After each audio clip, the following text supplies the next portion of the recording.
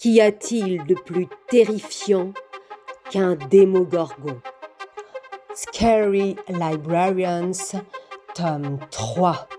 La bibliothécaire de Stranger Things. Mais c'est quoi un démogorgon? Dans Stranger Things, le démogorgon est une créature humanoïde, grande et mince, avec des membres allongés.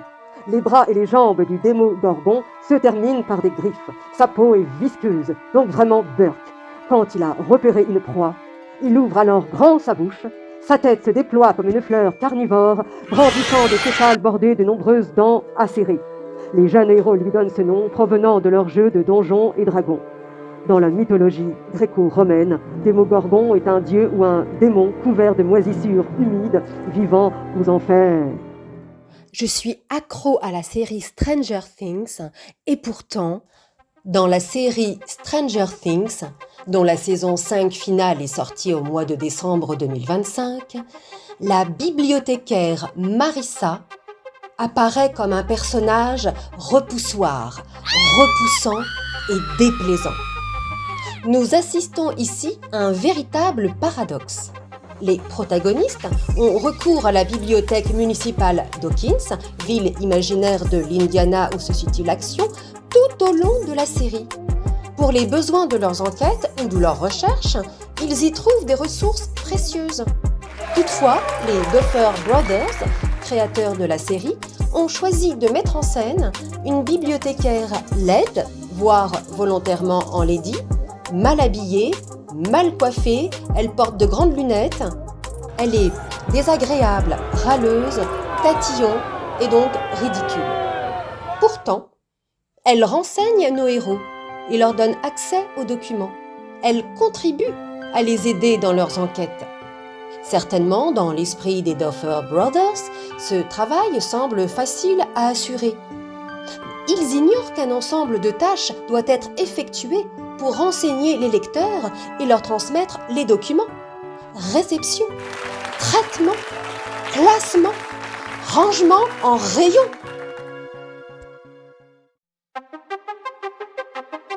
Dans la saison 1, Jim Hopper, le chef de la police de Hawkins, se rend à la bibliothèque pour rechercher des coupures de journaux.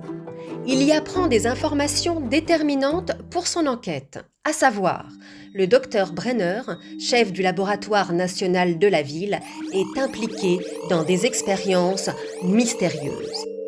Quand il s'adresse à Marissa, elle lui reproche aussitôt de ne pas l'avoir rappelé, révélant devant l'adjoint de Hopper qu'ils ont une liaison. Ce qui amène le policier à rompre avec elle, comme ça, en direct, sans aucun ménagement. Son adjoint semble même affligé, voire presque dégoûté, que Jim Hopper ait eu une relation avec elle.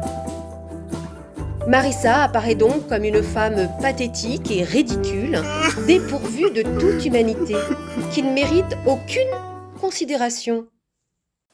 Saison 2. Après les adultes, Marissa se montre aussi intraitable avec le jeune public. Dustin Anderson, un des jeunes héros de la série, veut emprunter plusieurs livres à la bibliothèque. Il recherche des renseignements sur une mystérieuse créature qu'il a trouvée dans une poubelle devant chez lui.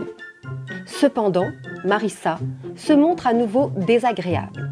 Malgré l'insistance de Dustin, elle refuse obstinément l'emprunt de ses livres parce que Dustin a dépassé le nombre autorisé. Et elle apparaît bornée.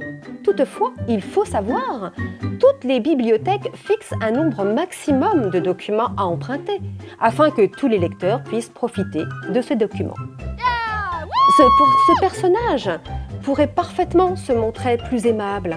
Mais dans l'inconscient collectif et dans celui des Duffer Brothers, les créateurs de la série, ce type de fonction attire nécessairement des femmes, en majorité, acariâtres et fermées à tout échange avec leurs lecteurs. Ces derniers sont pourtant essentiels à cette profession. Et Dustin semble même obligé d'avoir recours à la ruse.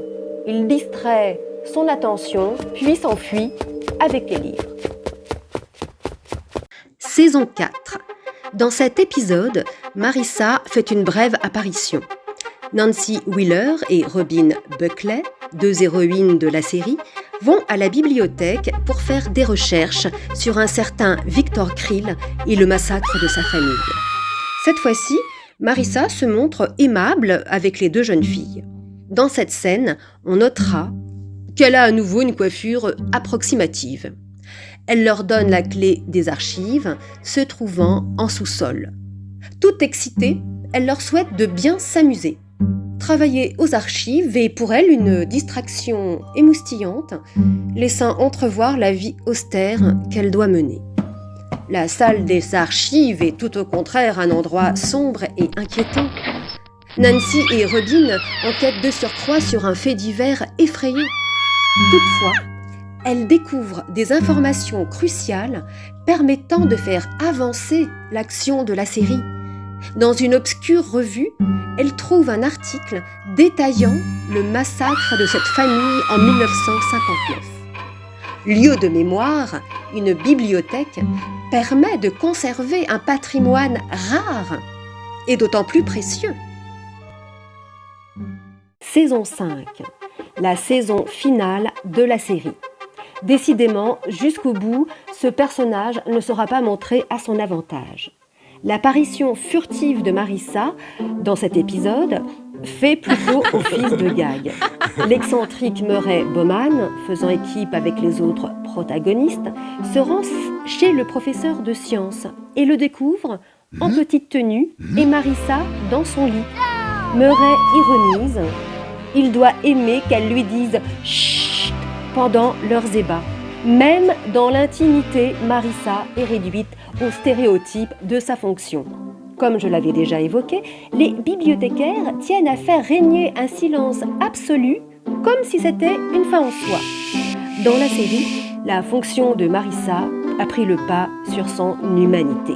Elle n'est pas une femme, mais une bibliothécaire, avec tous les attributs négatifs que l'on prête à cette profession.